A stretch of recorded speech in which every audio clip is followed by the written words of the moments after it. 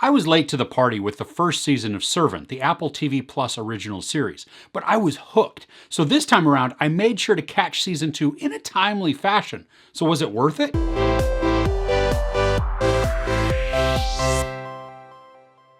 A Philadelphia couple is in mourning after an unspeakable tragedy creates a rift in their marriage and opens the door for a mysterious force to enter their home. So this is going to have some spoilers for season 1. If you've never seen the show and are planning on it, you may want to wait to watch this unless you just don't care about spoilers.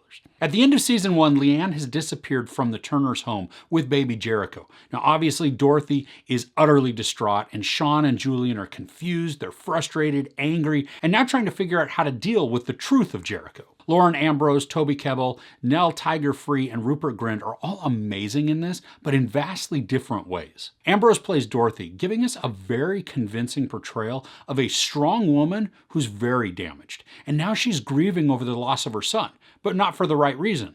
Or even the right son. Kebbell as Sean gets to play two different character types. One is meek, quiet, complacent, trying to appease and not anger or stress his wife out. And the other is angry and frustrated and even scheming, just in order to fix the things that have gone sideways since the real Jericho died. And Rupert Grint playing Julian, Dorothy's brother, is frustratingly fun. He's perpetually angry and he's quite entitled.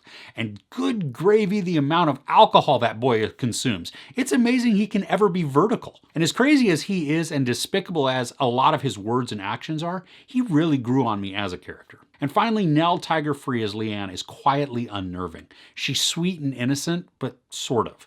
There's also something hidden or unrevealed with her, and in this season we do get a smaller glimpse of what that could be. This second season is another roller coaster ride of events and emotions. The overall tone of the show is still pretty oppressive. We're watching a family deal with grief on multiple different levels, but because some of them are trying to hide something from the other, this makes every decision have farther-reaching effects. While in the first season, I had a slight guess at how the doll was able to become flesh and blood Jericho, in this season, we definitely get more clues and hints.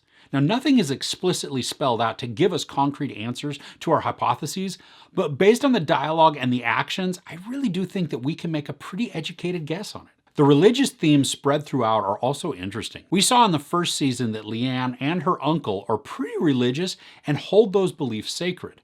Now, the Turner household is not that way at all. In fact, they're pretty hostile towards any religious sentiments. So that dynamic is a good area of conflict and tension, especially as we watch our characters get more and more desperate to find Jericho, who went missing at the end of season 1. The storytelling is quiet and anxiety-ridden, and it's a slow burn, but it's also incredibly steady as it increases in tension throughout each episode. I really like the house where just about everything in the show occurs.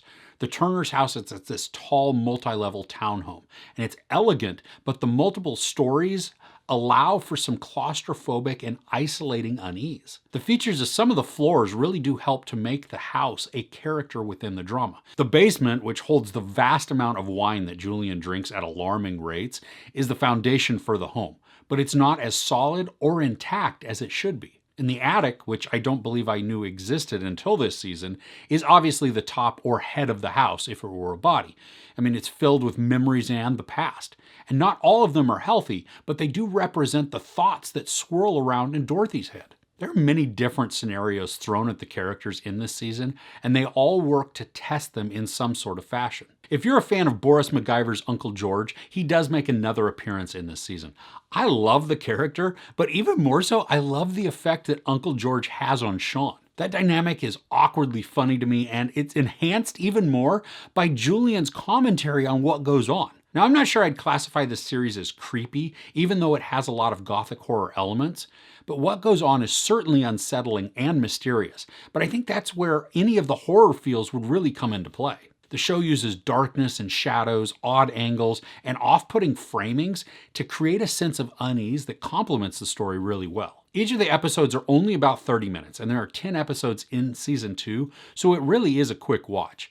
But that leads me to my biggest gripe with the show, and it's not really the show's fault. If you've watched my channel before, you know I'm not really a fan of episodic releases. I think they can work sometimes and cause a bunch of excitement and really give you something to look forward to, but other times it makes a show just lose momentum. And come on, Netflix has conditioned us to be able and want to binge a whole season of a show in a day. Servant is released weekly, and with the episodes being so short, I almost feel cheated. Like I said, this show is a steady but slow burn.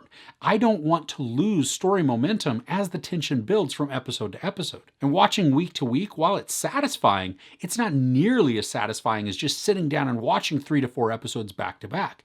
You get more of the suspense, more of the unease, more of that urgency that our characters want us to feel alongside them. So while both seasons 1 and 2 are now completed and you can just binge them all as a whole, my recommendation for season 3 will be to wait and binge it all at once, because if that season plays out like the last 2, it will be way more of a gratifying viewing experience. Now, season 2 has a lot of twists and turns within the story, and our characters are challenged in new and disturbing ways. I love that more evidence is being unveiled as to how Jericho came back to life, but not enough evidence yet to resolve everything and just conclude the story. The last episode sets up something that I think will be really exciting and potentially explosive for the next season, so I'm really excited to watch it once it arrives. There is sex, nudity, profanity, and violence.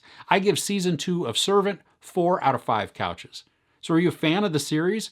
Do you have a favorite character? What are you most looking forward to for season 3? Let me know in the comments below. If you enjoyed this review, please give it a like. Also, don't forget to share and subscribe. I'm Chris. This is Movies and Munchies. Thanks for couching with me.